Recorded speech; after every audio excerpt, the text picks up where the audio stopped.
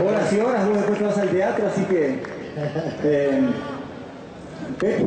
en el fútbol todos queremos tener razón. Tenemos el esquema ideal, los jugadores indicados. ¿El que gana solamente tiene razón? ¿Quién tiene razón? ¿Existe alguien que tenga la razón en el fútbol? El que gana. El que gana tiene razón. No importa cómo gane. A los ojos de la gente es el que tiene razón, no hay otra.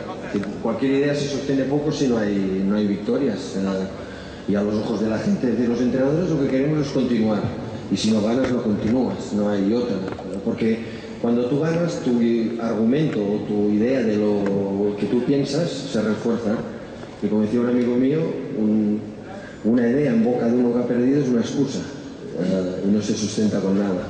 Y cuando ganás, sos mejor de lo que realmente sos, te ponen en un lugar, en un pedestal mucho más alto del que tenés, aún llegando al éxito. Sí, sin lugar a duda, y cuando pierdes te ponen en los infiernos. Es parte de... Necesitamos todos gente en la cual mirar, sea a través de los futbolistas, a través de los entrenadores, mirar a alguien en el que nos hemos de ejemplarizar y ver lo que hacen. Lo necesitamos, no solo en el mundo del deporte o del fútbol en concreto. Guillermo, sos fanático del fútbol, fanático de Racing, y sé que sos un tipo muy preocupado por lo que hace un entrenador, qué es lo que tiene que hacer un entrenador para un equipo, para llevarlo a ese lugar de éxito. Bueno, tenés acá a Guardiola, o sea que es una muy buena oportunidad para que puedas hacerle la pregunta que seguramente mucha gente se va a sentir identificado con lo que vas a preguntarle vos. Y es el emblema, todos lo respetamos mucho, hemos visto el mejor Barcelona, el mejor fútbol que yo pude ver en toda mi vida, y he visto mucho fútbol y me apasionó como él lo manejó, como lo dirigió, lo condujo de un modo extraordinario. Y ese exitismo que habla Pep es el que a veces paraliza a todo. O sea, si no sos exitoso, si no te va bien, o los echan, el jugador va al banco, es decir, hay que ganar o ganar. Y bueno, como primer pregunta, digo, sabiendo que el fútbol no es azaroso, que tiene que ver todo con un trabajo, tiene que ver todo con una cuestión, ¿cómo le generás la autoestima a un jugador cuando entras en un lugar donde es un equipo que no obtiene resultados y llegás como entrenador, como un salvador? ¿Cómo es una primera charla para empezar a generar? Porque todo tiene mucho que ver con que uno crea en uno y de golpe puede entender mejor lo que vos te podés explicar.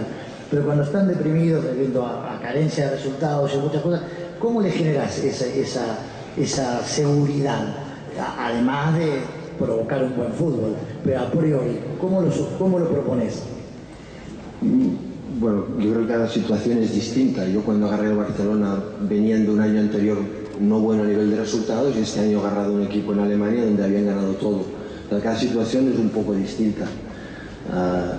Básicamente creo que lo más importante es ponernos de acuerdo en qué vamos a hacer y cómo lo vamos a hacer, sobre todo cómo lo vamos a hacer, porque cada uno tiene su idea. Es decir, si nos ponemos todos de acuerdo de jugar como quiere jugar el extremo izquierda, pues jugamos de esa manera. O si queremos ponernos de acuerdo cómo juega el volante, pues si todos estamos de acuerdo jugaremos como quiere el volante, pero es que ponerse de acuerdo los jugadores no se van a poner de acuerdo.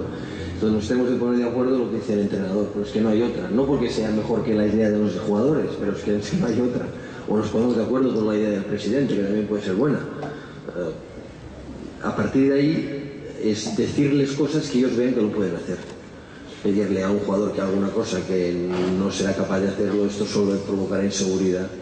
Pero si tú conoces un poco al jugador, a través de lo que le has visto, a través del tiempo que llevas juntos, y le dices que así irá mejor, y le pones la interrelación de sus compañeros que pueden ir mejor, él será capaz, sin lugar a dudas, de hacerlo. Y convencerlo de que puede hacer eso es el gran desafío del entrenador, porque quizás vos tengas todas las herramientas y el jugador diga, no, yo no creo en lo que vos me estás diciendo, creo que no lo puedo hacer. Le puedo convencer, o le podemos convencer que esa es la mejor manera, pero si durante los partidos él no lo hace y no lo sale, no hay palabra que pueda sustituir al hecho de que él lo hace y ve que lo hace y va bien. El resultado muchas veces solo sirve para reforzar, para darte tiempo. Sobre todo cuando llegas, el resultado solo sirve para darte tiempo para poder seguir avanzando, porque sin resultado Hoy día queremos éxitos inmediatos y es muy difícil. Pero ellos lo tienen que ver durante el juego, sin ello no hay posibilidad. A vos te pasó que en el primer partido con Barcelona perdiste en Soria contra Numancia, el segundo empataron 0-0. Y la pregunta era, ¿tendrá experiencia? ¿Era el entrenador que Barcelona necesitaba? Y estábamos hablando de 2 primeros partidos. Después ganan 6-1, creo que con Responde y Gijón, la historia cambia. Y quizás el convencimiento fue más hacia afuera, pero hacia adentro, ¿cómo era el proceso de arrancar con un empate y una derrota y que todo el mundo dijera, che, ¿era él o mejor era otro?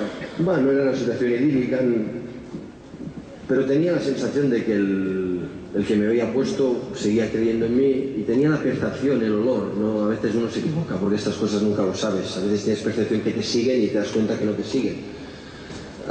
De que había mucha gente ahí que le parecía bien lo que estábamos diciendo, lo que estábamos haciendo. Y en el primer partido jugamos muy mal, no jugamos bien, pero el segundo, aunque empatáramos, vimos que jugamos un poquito mejor y de eso se trataba, que el siguiente sea mejor que el anterior.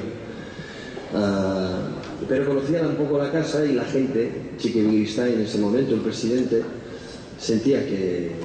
Y luego hubo un jugador que vino y un momento en el vestuario y me dijo, estate tranquilo que irá bien.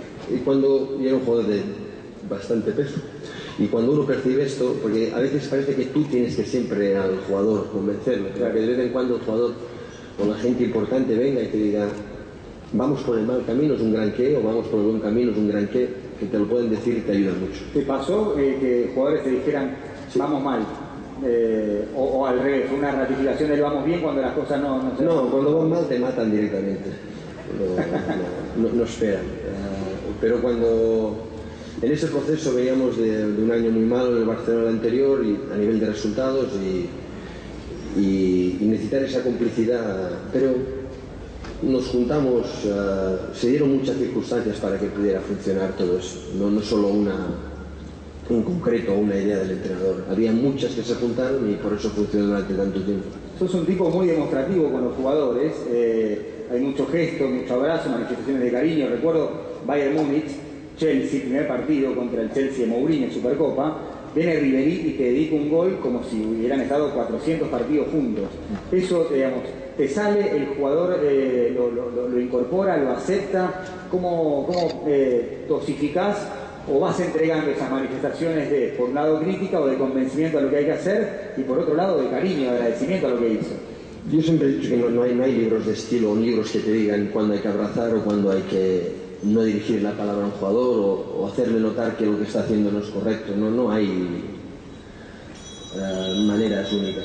Hay que dejarse ir y decidir en cada situación que suceda lo que tu intuición o creas que es lo mejor para la gestión, sabiendo que los jugadores son unos tipos muy especiales, muy especiales.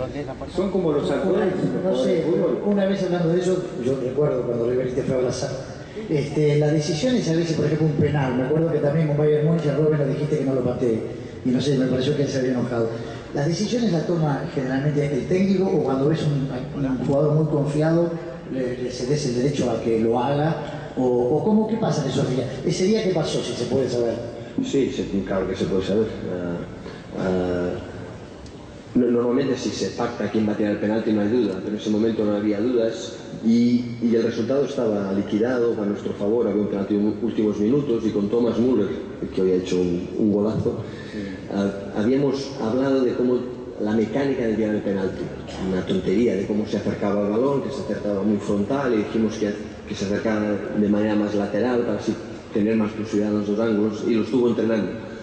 Y en ese momento, cuando hubo el penalti, quería que él, más allá de que es un buen tirador, tirara el penalti. Pero Ariel lo quería tirar él también. Y decía, no, que lo tire Thomas. Y él, pues, se enojó, pues, muy bien. Y esa fue la historia. Fue maravilloso porque siendo partido hubo otro, le dije, ahora tíralo tú. Y dijo, no, pues ahora no lo tiro yo. ¿Y cómo fue la gestión del incidente después, en el vestuario? ¿O no hubo? ¿O se terminó ahí? Nos enojamos, pero durante una tarde al día siguiente se olvida. Estas cosas al final son cosas que no tienen peso, no tienen importancia. A nivel público sí. Claro, y cuando pasan a través de la prensa, Guardiola disputó con Robben por la ejecución de un penal. Ahí ya sí. Y se llena y se infla, pero es normal. Lo importante es que tú puedas hablar con alguien, explicarle la razón por la cual quería que tirara a Thomas Müller y ahí se acabó. el director de cine, el director de una obra de teatro, más el de cine, es como un entrenador. Vos tuviste una linda charla con Trueba, auspiciada por un banco, y coincidían que hay muchos puntos de contacto en lo que hace un entrenador y lo que hace un director de cine. Ya vos lo vivís del lado de la actuación, has protagonizado muchas películas y vos del lado de futbolista primero y de entrenador. Me interesa que podamos charlar un poco sobre eso. En cine es el director. Tal vez televisión puede ser más del productor, pero teatro es más del actor.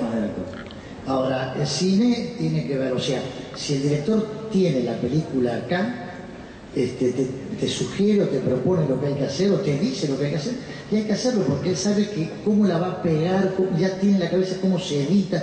Creo que tiene que ser algo artesanal, lo mismo que hace un técnico, porque él tiene muy claro con qué jugadores consta. Esto lo podrá contestar Pep, pero en cine